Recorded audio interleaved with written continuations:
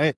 We are rolling. Michelle, thank you again for hopping on the Pops with Pops podcast. And not, like our third guest, but officially, a podcast that's started out as, geared towards guys, talking about the things that they don't necessarily talk about and things that we have felt the really good quality men that we've interacted with. We've learned the qualities that they have and has helped, and continue to help us develop. And here we are bringing a female on. And so Yeah. it's a pleasure to have you on. I'll just do broad strokes and then you kind of, introduce a little bit more than that. So Michelle Dillard, specialized and certified coach in neuro-linguistic programming, right? I get all that right. So NLP, hypnosis, works with a lot of people, one-on-one coaching and a bunch of other things as well. But Michelle, why don't you kind of lay out a little bit of what you do or what you have done, and then we'll see what kind of fun questions we can get conversation going here on the Pops today. Awesome. Thank you so much for having me. I'm excited to be on and such an honor. And it's so great seeing you guys together doing this and like leading that example of what's possible and what's possible in relationships in, father dynamics. So thank you for what you're doing. I'm sure that there's a lot of people out there that could use a positive role model to look up to. So thank you for being that in the world. And I'm excited to share today. A little bit about me. I like to think that I help people update their operating system. I think that teaching mindset is something that is, I wish it was done in schools more. And we go along through life in this limited box. And my job and my role is to help people see past their limitations and create things and to hold a higher vision of what's possible and to help people see that higher vision of what's possible. And I do that through a lot of different techniques. I say we because everything's a collaboration with me and my clients, but it's really what they're willing to share and what they're willing to recognize within themselves is limiting them. And then we start going to work and removing those limitations. That's an interesting, the question I was thinking of, because I like that operating system model. Mhm. What are some of the most common problems you see people struggle with? Oh, there's so many. Really what I see people struggle with the most, the best way I can describe this is to first describe like a science experiment that absolutely blew my mind. And this was an experiment that they do and they teach in like psychology classes and stuff like that. But there's two that like shattered my reality. And that was there's a college professor who took fleas and he put them in a glass and covered the glass. And so these fleas jumped around and they, hit the top. And then after 3 days, they took the top off and not a single flea jumped past the point of where the top was. And then they took out the fleas completely. And it's actually, if you YouTube it, you can see videos of this experiment. And the fleas only stayed in that perfect shape that the glass was. That is really just how I see people and how we are. There's not much differences, to be honest.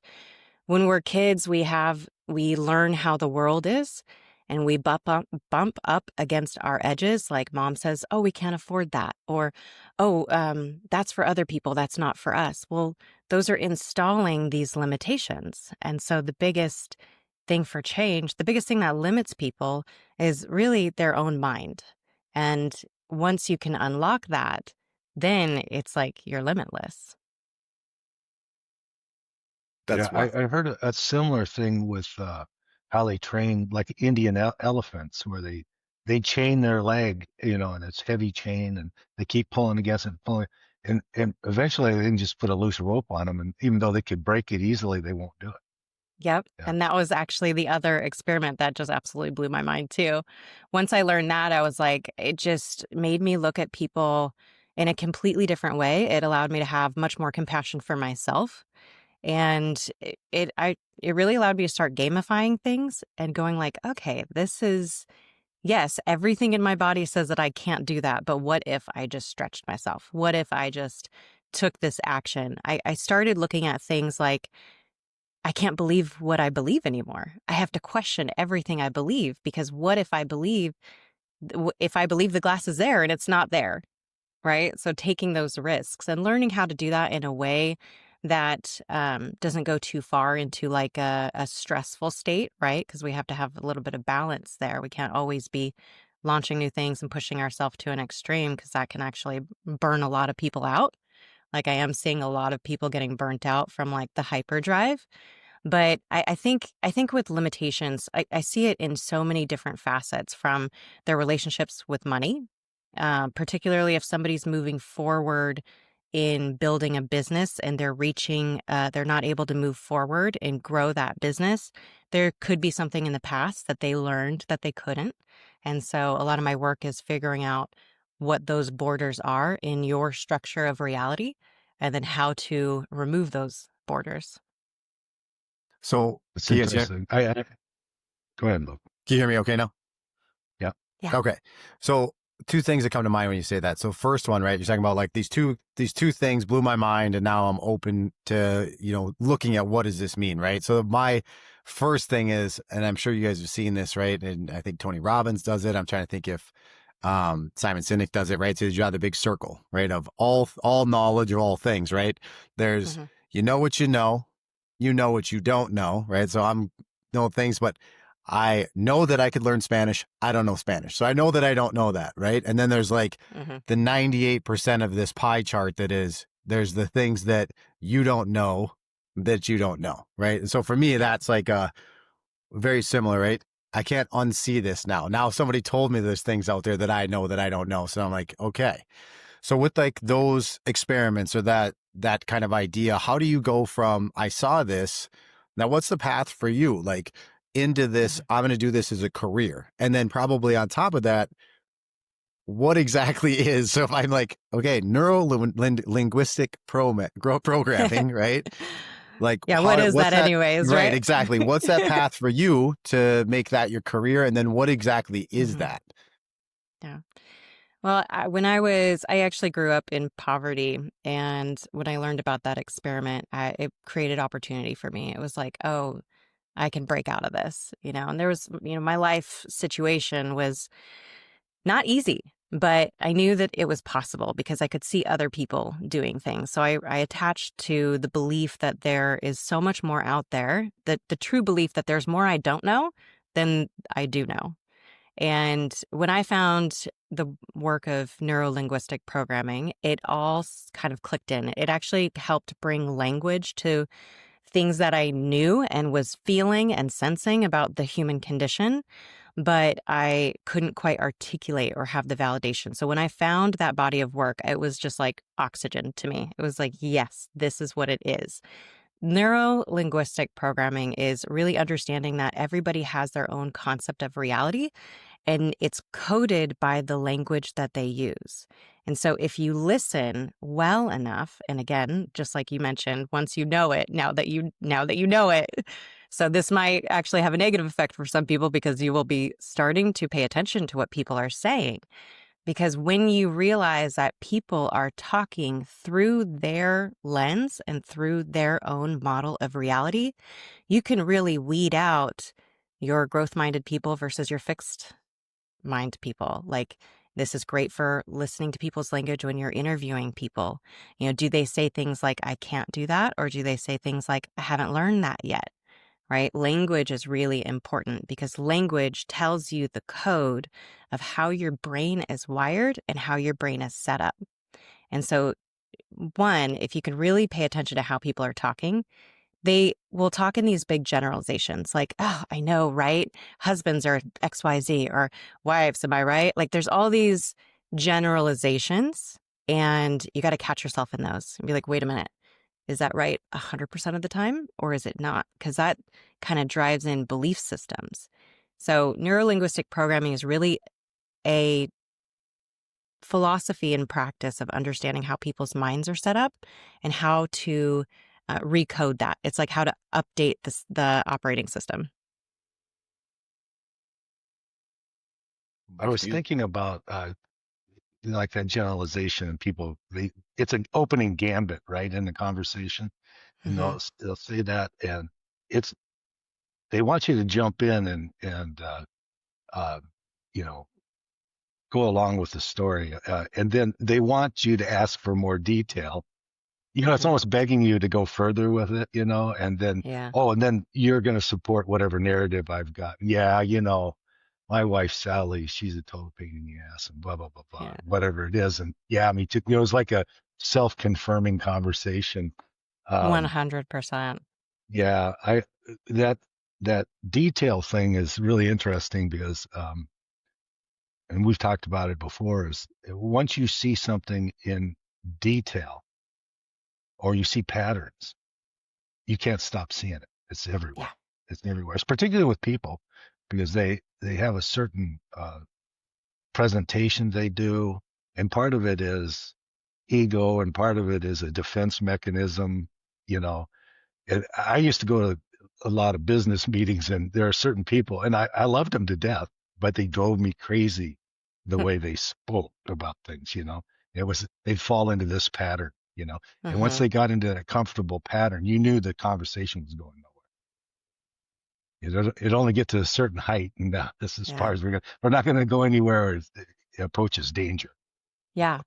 And you're 100% right. That's the borders of where those people are willing to go. And what's really powerful is to recognize the people that you're spending time with. And it doesn't even have to be like your circle of friends, but who's influencing you. I think of all the listeners right now, and like if they could just have the awareness of noticing when people around them are saying things like it's 100% fact, like this is the way how it is. What's really beneficial is surrounding yourself with people who challenge your thinking, because that's where the growth is. That's where we learn how to broaden our comfort zone.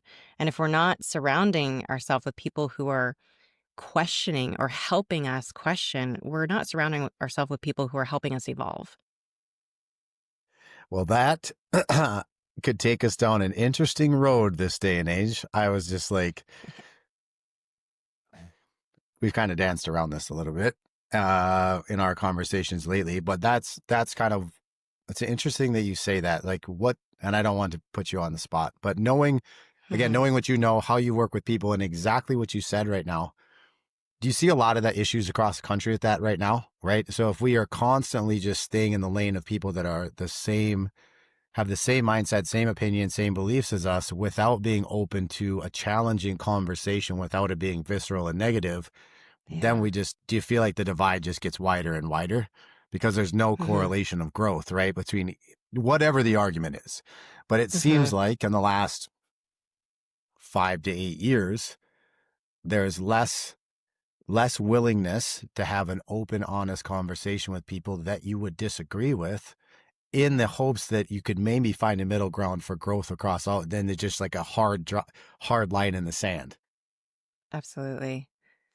Yeah, I mean, I think that is so much opportunity for growth here. And, just because we grow in our body and look like adults doesn't mean that a lot of people are evolved in their consciousness. Like, so we grow physically, right? And then our consciousness has a whole process, and it's actually a pretty predictable process of how consciousness evolves.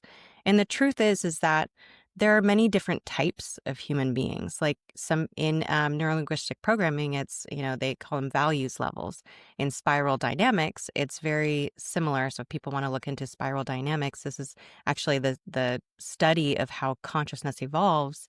And you will also be able to pick out what people are operating in, what update of that software are they operating in, their consciousness.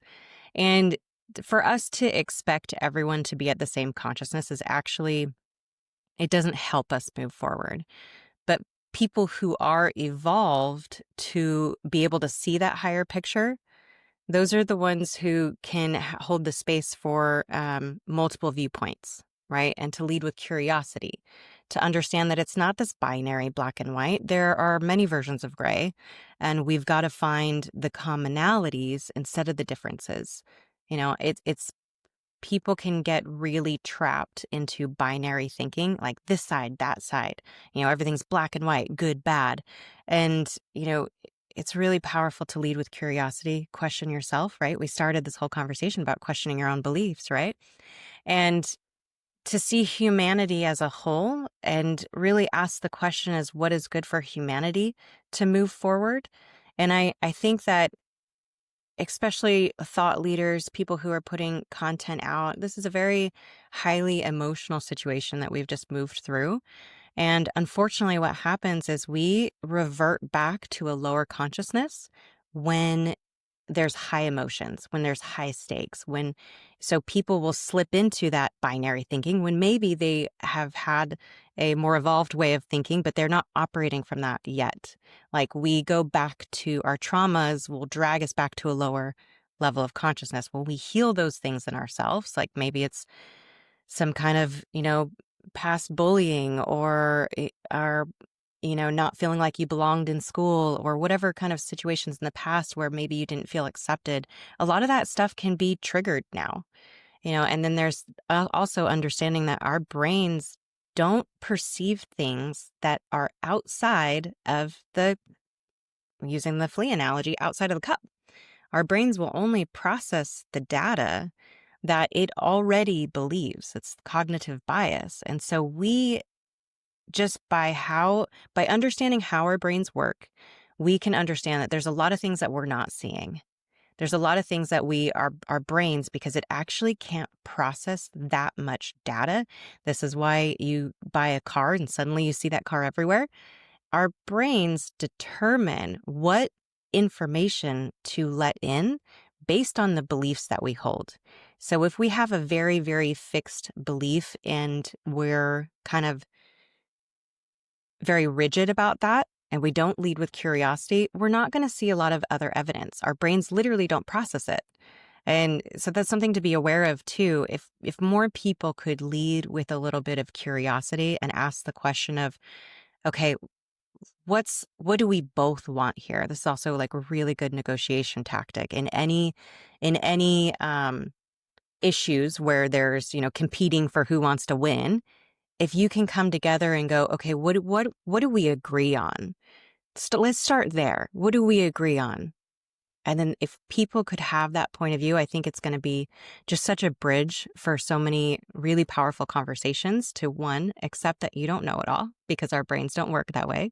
We're deleting data and we're not actually. So open your mind, ask the questions with curiosity, look for the similarities. Don't look for the differences. Look for the similarities. And I think that, that's kind of our natural human state, is that we always look at the negative and the things that are different versus what we want and the things that are similar. That's good. Yeah, I think that lots of things going through my Mhm. neuro language, but I think that you see people, they don't lean into the argument.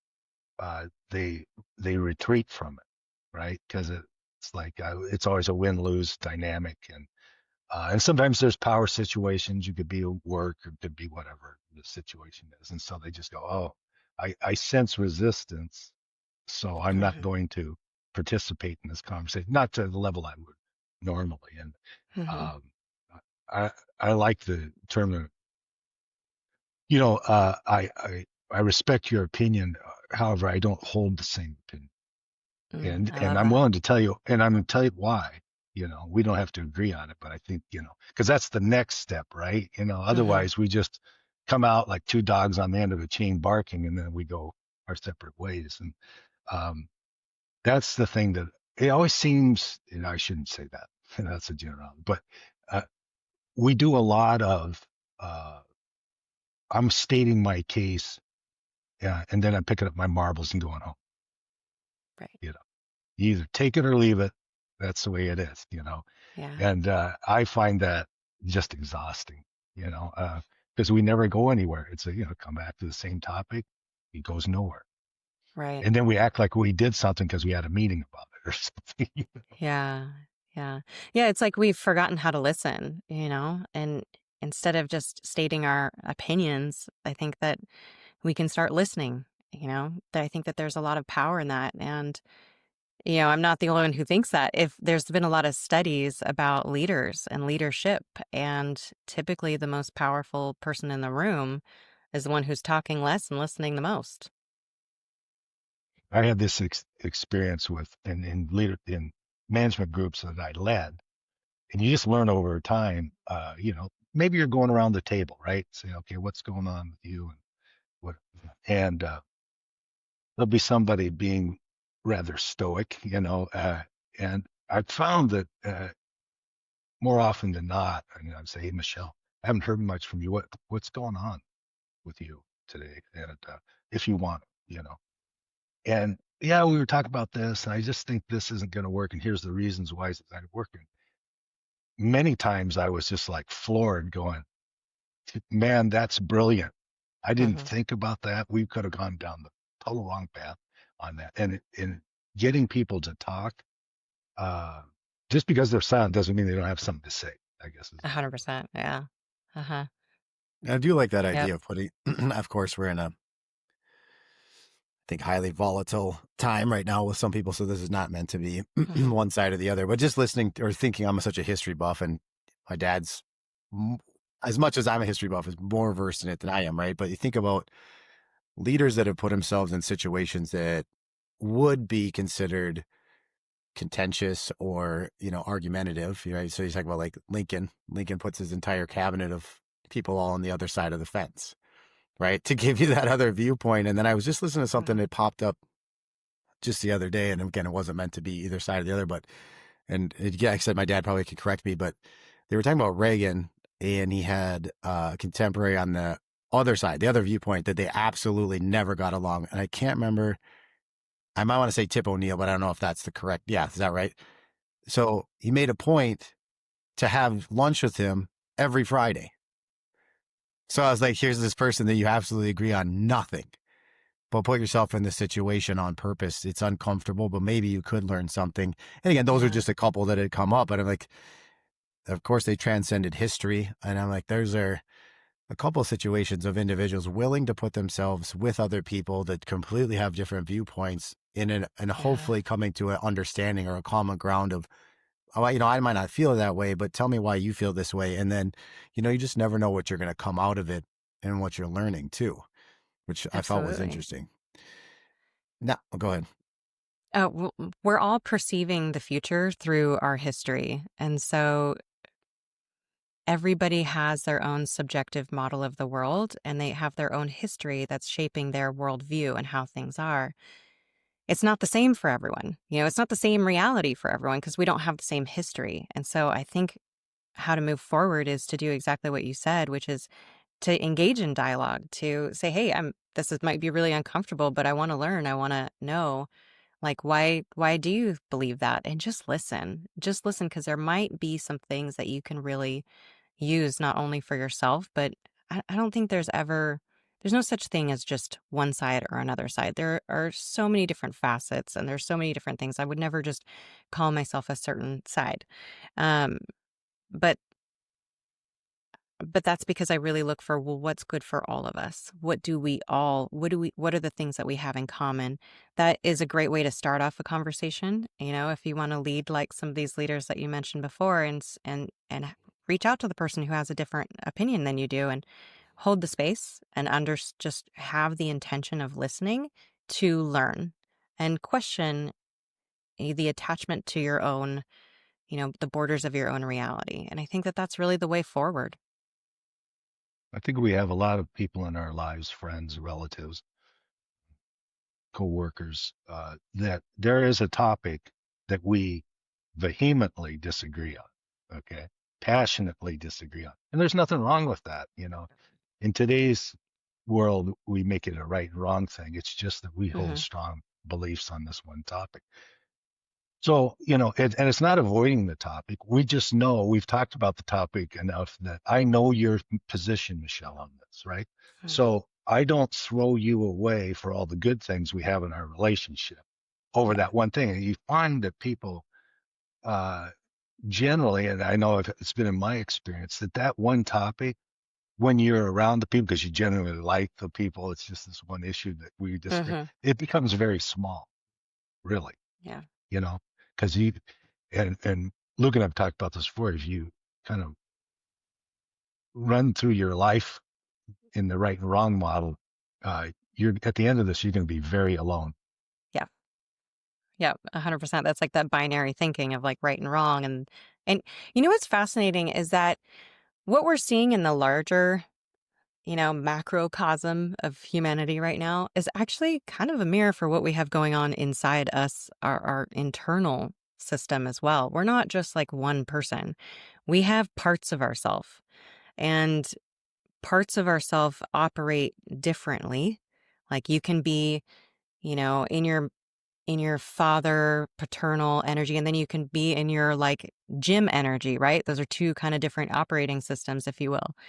But sometimes we create these things within ourselves, and it's kind of like a fracture of our consciousness.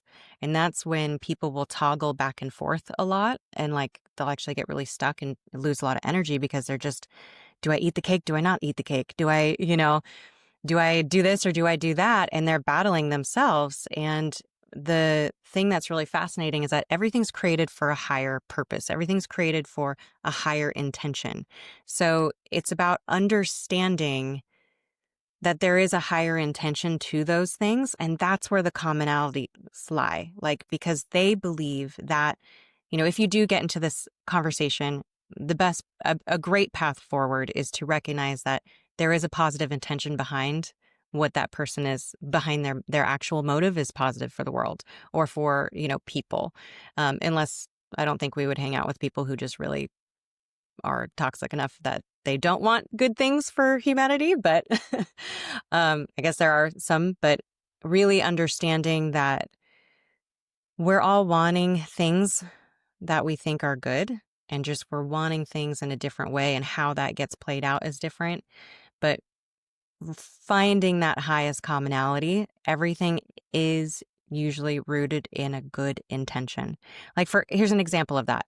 Guy comes over, steals my TV, and now I've got a broken window and my TV's missing, right? That might not seem it's for a positive intention. But when you think about it, the guy was probably starving. The guy probably didn't have money. Maybe it was a drug issue. Maybe, whatever the cases may be, he was looking to satisfy something that was a need. And there's primal needs like our survival. And so I think just looking through that lens of, okay, we're all human. We're all, living within our individual realities, and everything's created with a positive intention. Mm. Yeah, I was thinking about this, especially we were talking about the kind of the political landscape things going on recently, but and I catch myself, and it's not on the political, but just we have strong beliefs on something, right? And it can be something big, you know, uh, like a political position, uh, or not. But you obsess about it, right? And I know that I catch myself sometimes, and it's not on anything like what's been going on, but I'll catch myself, something will bother me, and I'll grind on it, just grind on it. And then you have to catch yourself and go, yeah, but you just need to set that aside because it's not productive. You're not going, you just go into that one point on the flywheel and stopping, Yeah. and you're going, is it going to change? No. And you're wasting a lot of energy about it. And when I find myself kind of putting it on the shelf consciously, it over time, it has a little less influence on my thinking, but it's hard to do. It's hard to do. Yeah, it is. But I think that you already have such an amazing awareness that like, oh, my mind is just wanting to chomp on this thing, but I can actually pin it and like focus your mind on something else. I think that that's one of the things that people don't really realize so much, is that they aren't their thoughts. They'll just identify with their thoughts versus going, oh, interesting, I'm thinking about this a lot. Let's put that on the side and let's direct my mind elsewhere. Most people will just continue like having the first person first view of it versus having the second person like awareness of the self who's fixated on something. And through that, when we can start being the observer of our own thinking, then there's choice. Do I want to continue down this path or do I want to choose something different? Yeah, it's very exhausting. And I think we all live We've all it, been, right? We do it. It's nothing, it's nothing. I didn't come up with something miraculous. We just wear ourselves out with a thought and you're going, yeah, okay, well, what's it? Can you change it? No. Mhm. Can you change it today? No. Can you change it tomorrow? Okay, well then we'll work on it tomorrow. You got to start putting it in some place Yeah. in your life. It's interesting. I mean, Um, that inner dialogue is so powerful. The inner dialogue is really whether we build the businesses and do the things or we don't. It's because of the inner dialogue that we're having with ourselves and believing about ourselves. So if we can catch ourselves in what we're thinking, that's the roadmap out. I have a lot of conversations with people in the business setting that they feel trapped. I mean, in your conversation, you can tell they feel trapped. They're trapped in the job. They're trapped in the type of work. They're trapped because of the money situation. The money situation can be very good and still be trapped, right? Mhm. Uh, and at the conclusion of all that is you're talking to people, well, what will make you happy? And well, I got all these things and I'm making really good money. And I said, but you don't seem happy about it. Would it be okay to make a little less money and have a little less stress in your life? Sometimes that is a springboard to something else you can't even imagine would happen. It's just interesting conversations to have with people because I deal with uh, a lot of intelligent people who are, like I said, they make good incomes and stuff, but I would bet probably 80, 85% of them seem unhappy, Yeah. you know, Yeah, how do you break that out? really led yeah, that really led me. I mean, I was working with nonprofits before, and I was working with nonprofits in third world countries, Honduras and Peru. I was a board member of an orphanage, and I created a product line to raise funds for the orphanage. And so I'm putting like rugs in high-end luxury homes, and I'm just like, I've got one foot in the third world, and playing with kids barefoot on a soccer field, with like a ball that they made out of trash. And then I'm, putting in these like multi-thousand-dollar rugs in people's houses that I've sourced from Peru. Anyways, the polarity between these two was like, wow, we got it all wrong. Like it's not actually money that makes us happy.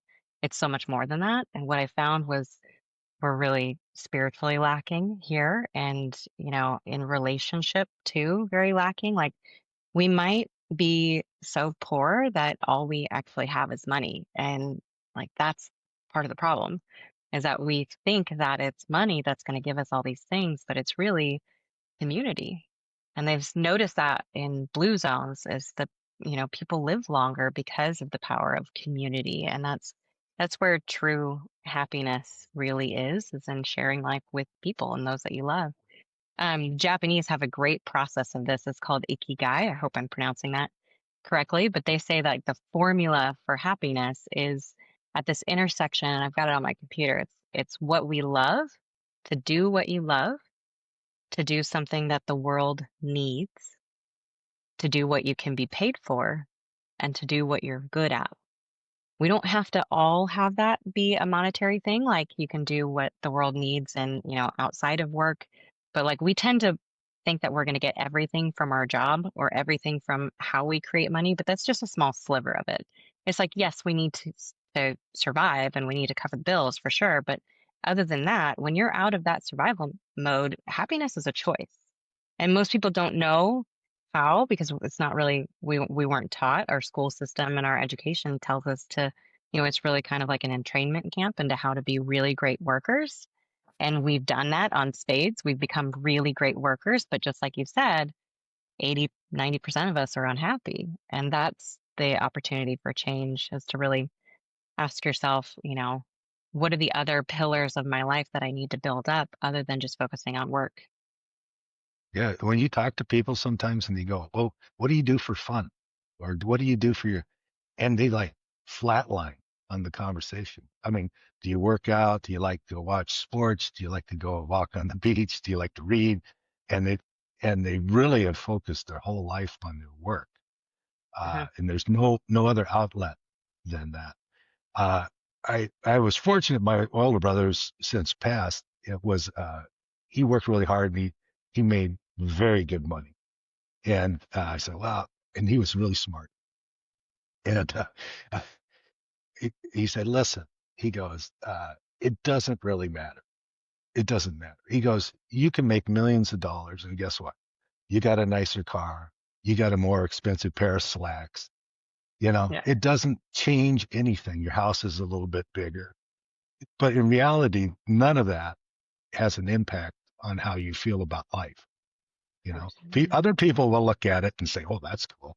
But once you have it, you're going, "Huh, it's not, Yep. didn't do it for me." Yeah. So yeah, it's There's a couple of interesting. questions that come up on some for me that's stuff that you're talking about. So hopefully Hmm. if somebody's listening that maybe it could be helpful for them. The first one was, I think 2 or 3 times you've referenced, whether it's in an argument or it's in business, we're looking at it through this lens of past experiences, past Yes. trauma, whatever. So in your experience and in your learning of working with people, I would envision that the goalpost is always moving, right? If you're constantly evolving, something could happen to me at 20 that could probably cause this trauma that now has impacted me into my 40s and beyond. But with the people that you're working with and the learning that you've done, is there some standard life events for most people? Like, are we still, my dad and I've talked about this before as guys too. Like, are you still, like a lot of us, are we still operating from the things that we learned from 2 to 5, right? And we're still operating and chasing, whether that's love or connection? Does it go back to some of those things? Is there some specific, and again, it's different to every single person, especially if there's trauma involved in life events that come Hmm. up.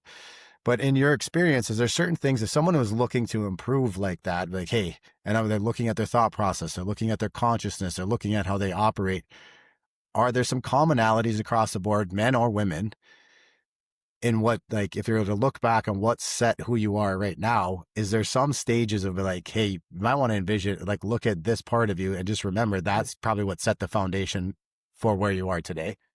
Yeah, absolutely.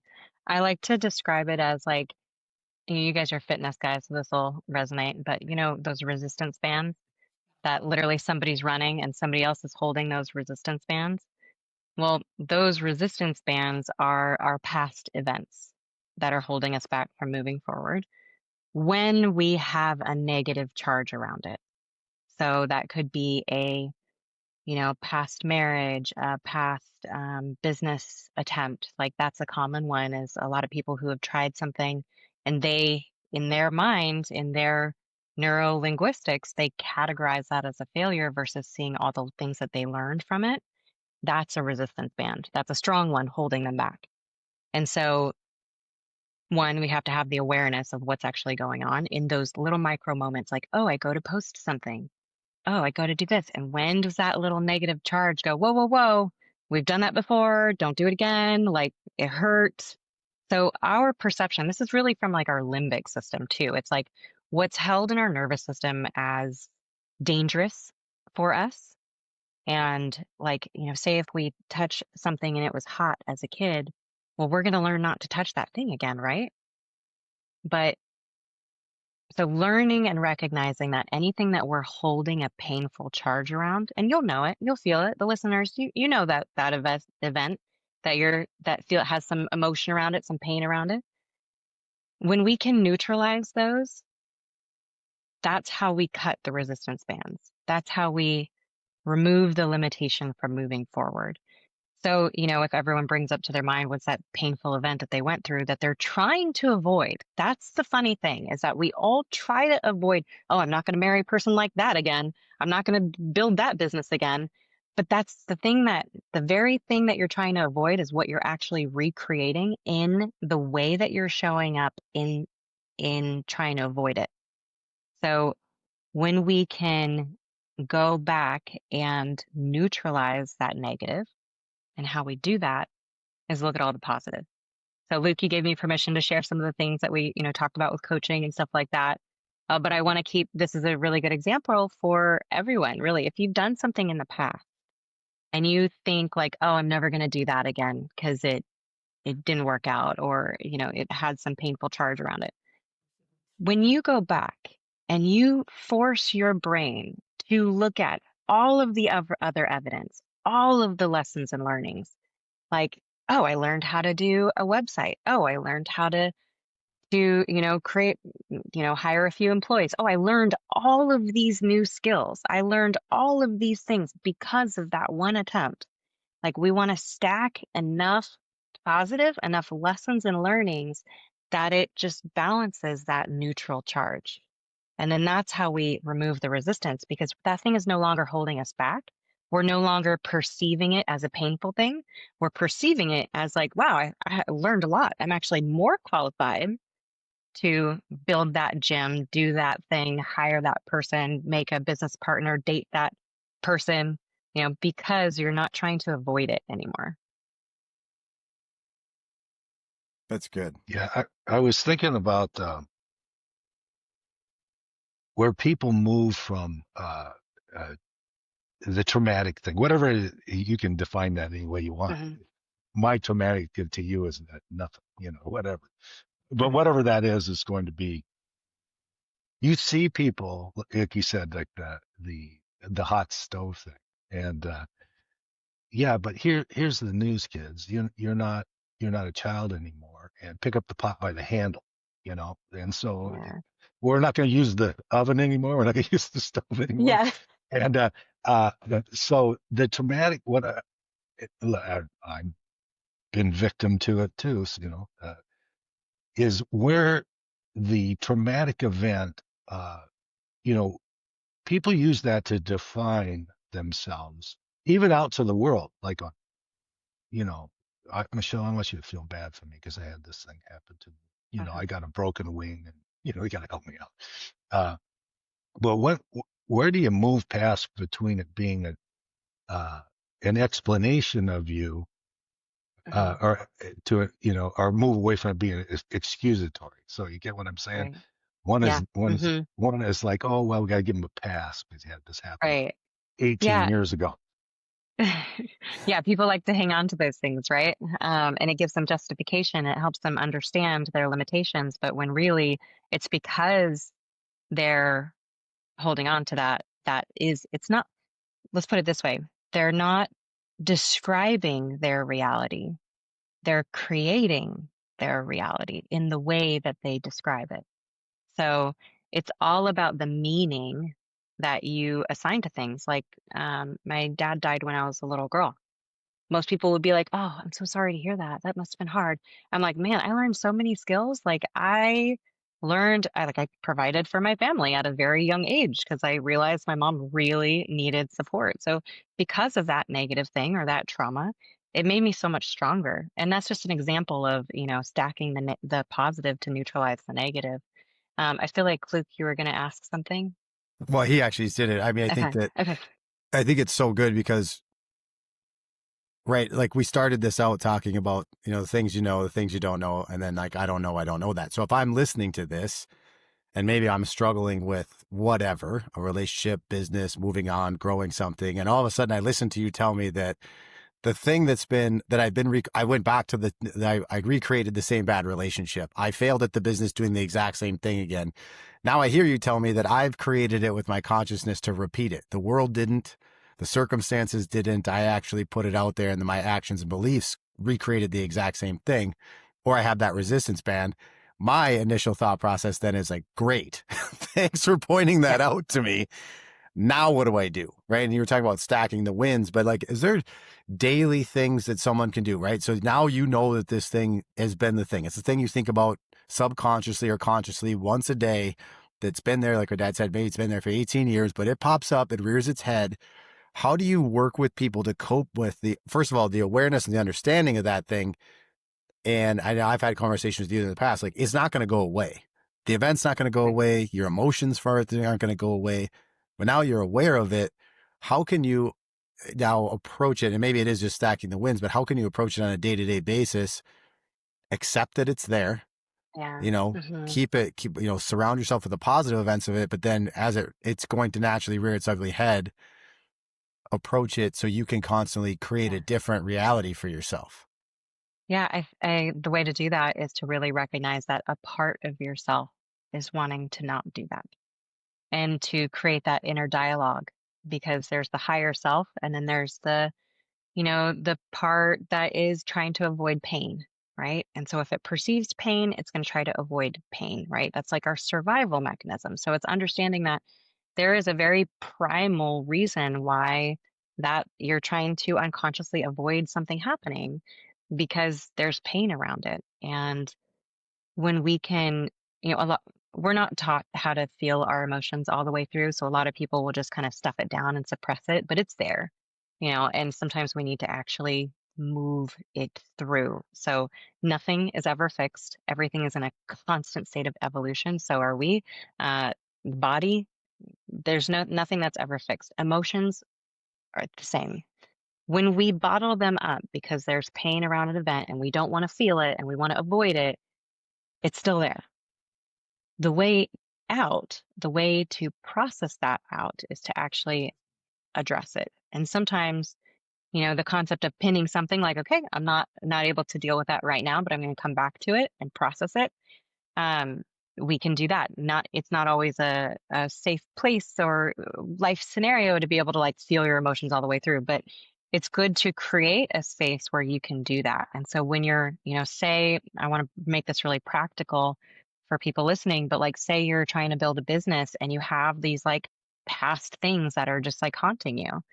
It feels like that. You're hesitating moving forward. You're not sure if you should bring on a partner. You're not sure how to hire. You're starting to question yourself. You're having all these doubts. And it's all that thing that's popping up. It's because I created that thing and it didn't go well. One, recognize it, have the awareness around it. Two, feel the feelings. Like, wow, I am feeling, and it's really helpful to actually say that out loud. Like, wow, I'm feeling like I failed that. What's happening there when you're saying, I am feeling this, you're not identifying with the way that you're feeling. It is a sensation, it's a physical sensation that's just simply coursing through and moving through your body. I believe when we hold on and trap a lot of emotions, it actually leads to like diseases. That's my own personal opinion. I think like Joe Dispenza his whole body of work is kind of showing that. But so processing our emotions to release them, it allows us to be able to see the positives a little bit better and then neutralize the rest of that charge. When something's really highly charged, like it's a really highly charged negative experience, and this isn't for like trauma, this is like for, you know, perceived failures, let's put it that way. But, like doing trauma, that's a different thing. This is like for past things that are holding you back, maybe, relationships in the past, partner, business partner issues, things, tried something and failed. When you can look at that, process the emotions around it, and then ask yourself, okay, how am I better off now because I tried? It's what we're doing is we're reframing our relationship with failure, because the only way to succeed is to fail multiple times and keep going. Right. So what I've helped, so here's another example. My friend had a friend who just invested a bunch of money, and she became really fearful of investing. She started viewing herself as like a failure who's not good with money, and she just wasted it. And gosh, like it could have been so good, but I just, here I am. And I was like, welcome to the club. Awesome. Like your first 50,000 lost. Congratulations. Like I'm at this number of how much I've lost, right? So I'm normalizing what she thinks is so devastating, right? You got to start looking at, okay, high achievers, how often do they fail, right? We're looking at it like, oh, failure is bad. Okay, is that really the truth? We need to question what we're thinking about it, release some of the emotion around it, but question it. Is there another belief system that you can hang on to, or like a summary that you can have about that past event? Like most people will be like, oh, I tried and failed, and therefore I'm not good at this. Versus I tried and I'm going to keep trying again because I learned this, I learned this, I learned this. Now, next time, I'm not going to do this. Like all of this evidence that actually creates an identity of you are somebody who moves forward versus being stuck. I guess I'm not good at it, but meanwhile, you just created all these skills that you never had before. So it's about really reframing how you're viewing yourself on an identity level. So my friend, I told her, well, welcome to the club. You are an investor. And she was like, I never thought of it. I just thought I failed with money. I was like, no, you're just an investor and you're learning and you're figuring it out. And that's when we change how we see ourselves, then we show up differently. Then we start operating in that new frame of how a business owner shows up. How, like, call yourself a runner even before you start running. Why? Because if you start identifying yourself as a runner, you're going to start doing actions that runners do. So changing it on an identity level, and this isn't to say like, you know, affirm a bunch of things in the mirror that you don't believe. This is to look for the opening, right? Look for the thing that actually, you know what? I could do that. It's got to feel true to you, like that identity that you're attaching to that's going to help you. It has to feel somewhat possible. Otherwise, your whole body is going to completely reject it. So look for those openings. Look for, instead of, maybe if so, for example, if she wasn't ready to say, I am an investor, then the opportunity, and if she has a feeling in her body that is like, nope, we gotta listen to that.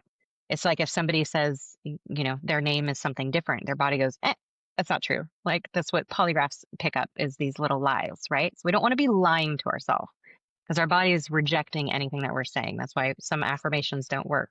It's because we have to find the thing that our body goes, yeah, okay, I can let that in.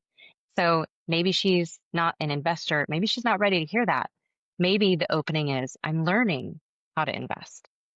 Okay, that feels different. I'm on the path to becoming an investor. And maybe after a few actions, she now can stack enough evidence to really believe wholeheartedly that yes, she is an investor. And then she starts operating out of that operating manual. I like that. Not lying to yourself. It's one of the things that I've come to in my life, and in almost in the self-preservation thing, because and this speaks to my ego. If I lie to myself, I'm giving other people opportunity to say the truth to me about something I already know is the truth. It's kind of one of those things. It's really a bizarre thing to do. You gotta admit things, and I'll go back to like personal failures, not business stuff. So you've had relationships, or you had Mhm. uh and I don't know how I landed on it, but it works for me, may not work for other people. I kind of went back to look at things that did not work. And finally, instead of shaking and getting, and time like scream that idea out of your head, I Mhm. said, yeah, but at the moment you wanted to do, Mhm. at that moment, with whatever skill set, however flawed it was, or whatever you're thinking, you really wanted to do that, you know? Mhm. And so looking at it, upon reflection, uh, can be painful, but at the time you were doing it, you weren't sitting there going, oh, is this right or this one? You thought it was right. So, Mhm. you got to give yourself some grace that, you weren't quite, you know, up to the task at that time, or you weren't Right. thinking through it properly. But Yeah, and we're not fixed, we're always changing. So the person that we were then is a completely different person than the one that is here today. And so creating a healthier relationship with who you're becoming versus who you've been, really defining yourself by who you want to be in the future. Because most of us are just living through the context of our past, trying to not repeat painful things. The switch is decide who you want to be in the future and live from that identity stronger. that whole image of the current you talking to the past you, uh, Hmm. you know, it would be a brutal conversation. Hmm. I like that. Thought we brought that up with our friend Brock. We had it on, and I love that idea when you're stuck or, you know, in the moment. I deal with this with clients for years, whether that's, they've evolved in their physical fitness, their health and nutrition. I had a conversation with a client the other day, and they were irritated where they are right now, you know, not feeling good. They're not being able to perform as much as they were. And I was like, yeah, but have you ever considered where you were 2.5 years ago? and you watch, because we all get stuck in the here and now without any sort of gratitude for the journey that's taken us to get there. Right. And then in turn, allowing that to springboard you. And with this particular client, I was like, I just would like you to envision, and I already know that this person has made massive changes the last 2.5 years. And again, they're just living in the here and now. And I just said, what would you say if just this magic wand, if you today, who's not happy with what's going on today, but could go sit down next to the person 2.5 years ago, the person that came in here struggling, looking for a change, don't even know if they can do it, but gave it a try. But you could go back and be this 2.5 year version of yourself and go, look at what we've done so far. Like, I like that idea. When I'm talking to clients, I try to do it with myself. I'm like, what would that person think? And like you said, if I made that at the time, I made this decision, here's where I was. But could you go back and sit next to that person and say, look it? And I said, I guarantee you that person 2.5 years ago would be overly ecstatic with who you are today.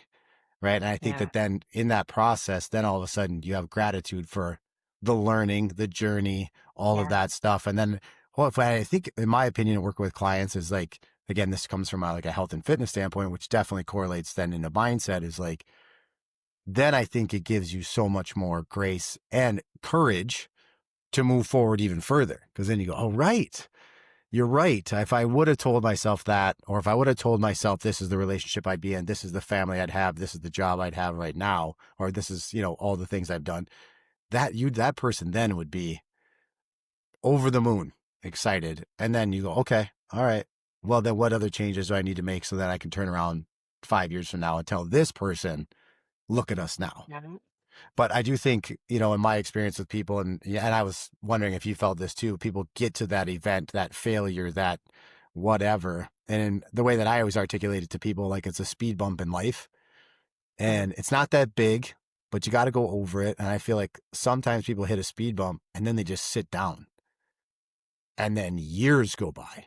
Oh, bump is too big. And then that's it. And you watch them, and it'll be an entire career. It'll be related. And you go, man, it wasn't that big. If you just went over it, it would have been so much better. So with like all like the clients that you work with, let's rephrase, let's bring it back a little bit. Cause again, the intention was, guys, cause this is my opinion. My dad and I we've talked about this, I think in every single podcast, that I think men, we all have this, male or female, men in particular, and you can speak to this better than I can, but in my opinion, are less apt to address these things. We're not any different. We have emotional traumas, we have relationship traumas, work traumas. In my opinion, then we look for other outlets that are wholly unhealthy, right? Or we just stuff it completely. So, and you can speak to this, but in your experience of working with men, high functioning, successful men, what have you seen that helps, open that up, transcend it? How have you helped work with that with males in particular? Or what can they do? And I could be off base. Maybe that's just how I perceive the world, but working with, individuals for 20 plus years, that's what I've noticed. Is that what you've noticed as well? And if so, like what are some of the things that they could be aware of or outlets that they could seek out to kind of help move them forward too? Yeah. Well, our conditioning has kind of gotten us where we are, right? I mean, I have to admit that I feel like men have a harder upbringing in understanding themselves. Like it's just all about what you do. You go up, you take action, you move forward, but we haven't, as a collective, held a lot of space for men to have emotions, for men to experience emotions. And, we kind of label like anger as more masculine, but you guys are no different than us in the sense of like we have the full range of emotions. And I think that there hasn't been enough male leaders there. What I'm excited about is that there are more coming online now of highly influential leaders who are making a positive impact and men being in touch with their emotions. And I think that is a really beautiful thing. I listened to your last podcast and I love how you were talking about with Kyle, men saying, I love you, and how powerful that is and normalizing that. Um, we're emotional beings. We take emotional actions. When we can lead actually from a little bit of our emotions, then my dog just jumped against the door here. Okay, making an entrance. When men can actually lead from that place, it's really inspiring. But first, we've got to get in touch with ourselves. So we got to make it okay to get in touch with ourselves.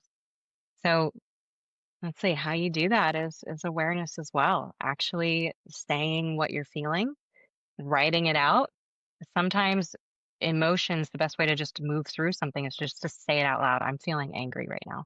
I'm feeling grief right now. I'm feeling so you're actually starting to neuro-linguistically code things to have a better understanding of what that actually is. I had a few clients, and this is kind of a pattern that I've seen is that men don't know what they're actually feeling. They haven't labeled it. It hasn't been safe for them to talk about it as much. Like women, they're like, oh, I can tell the nuance between this emotion and this micro emotion and this, but men, I see that they're like, well, I don't really know. I think I should just do this. It's like, okay, but what are you feeling? Like, okay, let's find a label for that. Does it feel more like this? Does it feel more like this? There's actually a wheel of emotion that I sent to one of my very first clients, and he still talks about it today. He was like, that was everything for me because I didn't realize that there was so much going on that I couldn't tell what I was actually feeling. And it gave him a roadmap to understand the distinctions and the differences. Um, one thing about how you're feeling is it's always connected to what we're thinking too, whether it's conscious or subconscious. So we can feel something like we can feel danger. That's kind of a limbic system thing. We can feel these things that are more like bodily.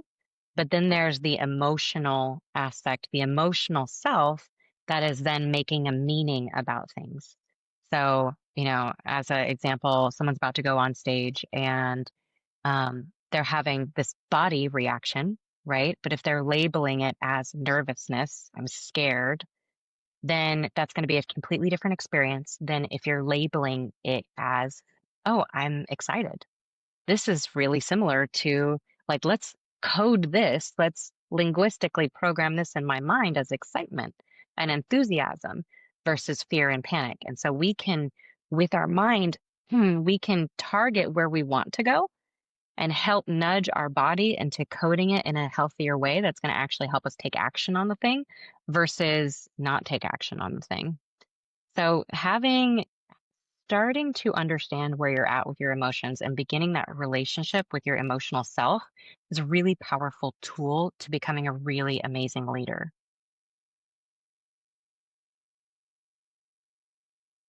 That gets that gets me thinking about some of the stuff we've talked about before with like we had a conversation pertaining to masculinity this day and age, right?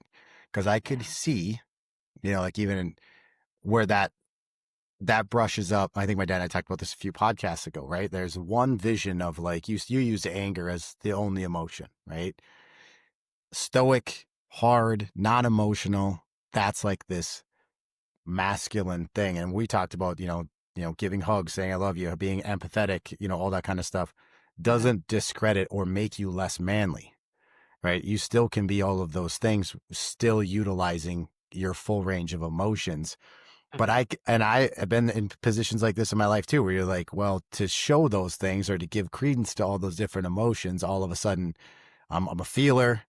Like, well, I'm letting all my feelings come out. Well, all of a sudden that's, you know, almost affecting my masculinity, right? But in reality, I think the things that we were talking about, um, like I said a few podcasts ago, actually, if you started to look at the people that you probably admire or look up to, those, especially as men, those ones still exhibit all the hard and true old school masculine characteristics, Mm. but yet they seem to be the ones the most in touch with and being open with discussing failures, their emotions around it, and everything else. It's almost like it's almost weird as I say that, right? Like I feel like, and I'm broad stroking it or I'm characterizing it that that's how I think other men view it, but that's Mhm. honestly how I view it. And then I feel like instead of expressing them or acknowledging them, then the unhealthy outlets come in.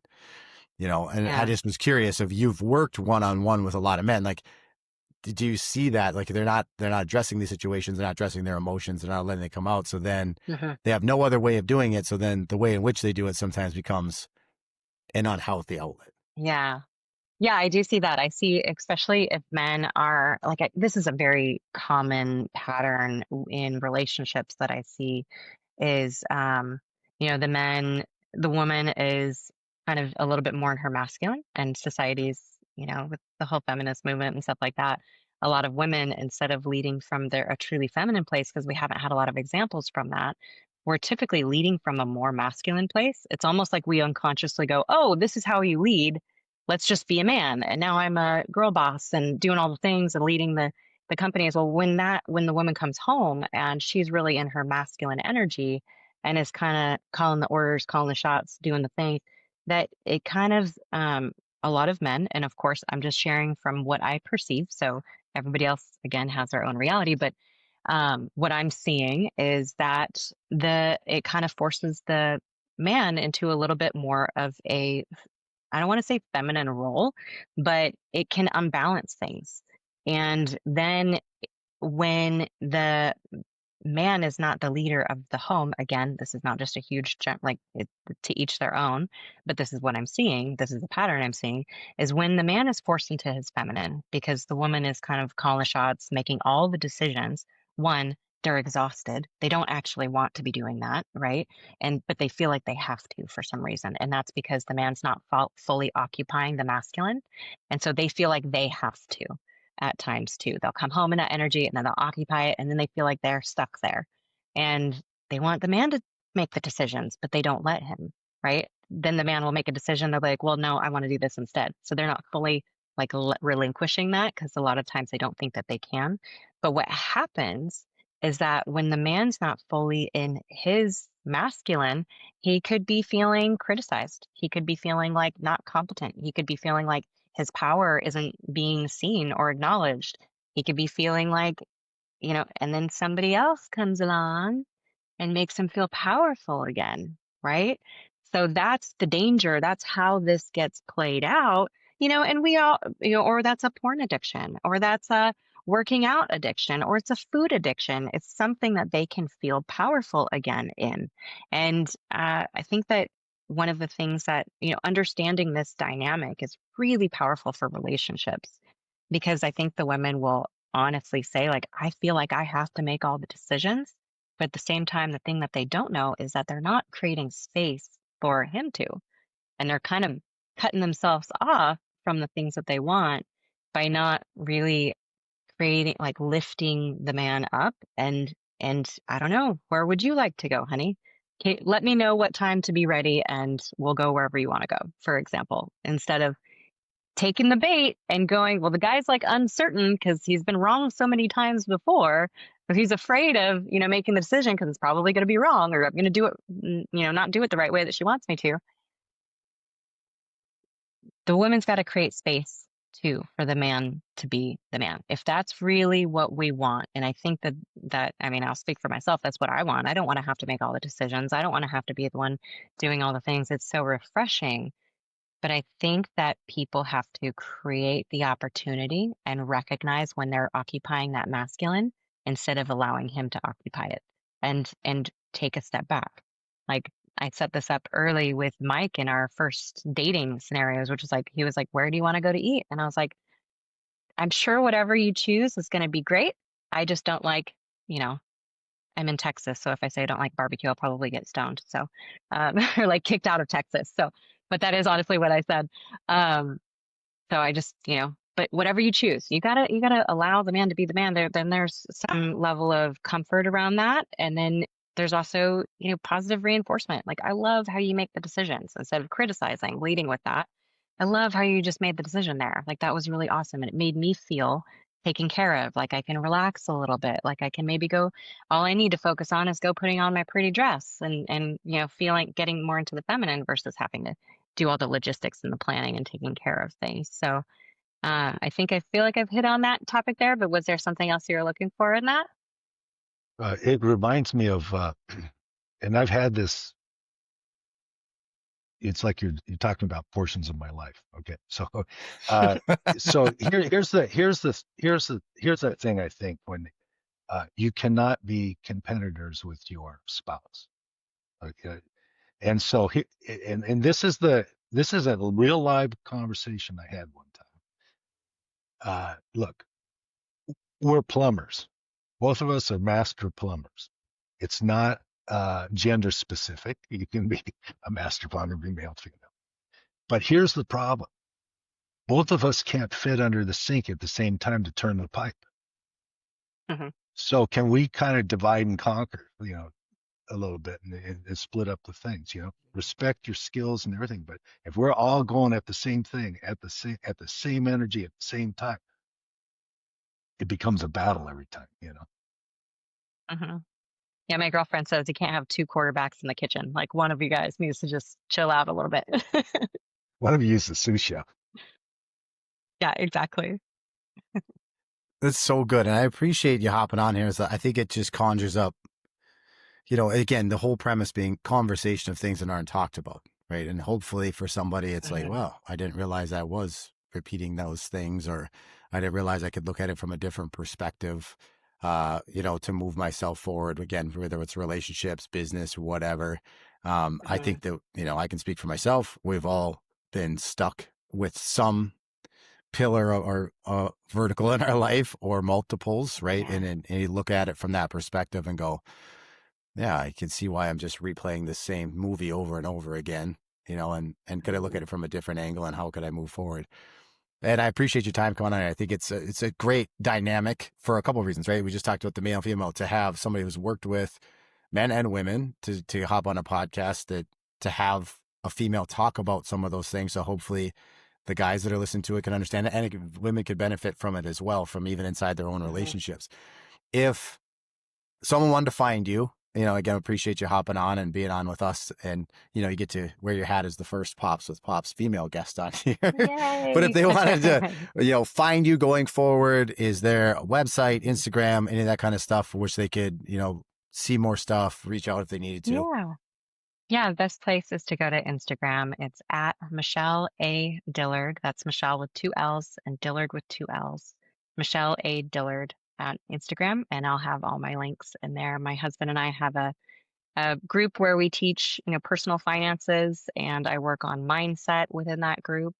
And I'll be teaching a lot more on my Instagram here soon. I've been taking the past year as a sabbatical, so I'm excited to get back. And this has been just such a wonderful springboard to that, and to serving and showing up and having important conversations that need to be had. So thank you so much for having me on, Luke. Perfect. Thank you so much for being on. That was fun conversation. And if anything, I love the inspiration of, hey, I took a year sabbatical and I just was, I'm just doing that. What a good Yep. inspiration for being able to do different things too. So thank you so Hmm. much. Appreciate having you on, and who knows, may spawn more conversations. I have to have you on again in the future.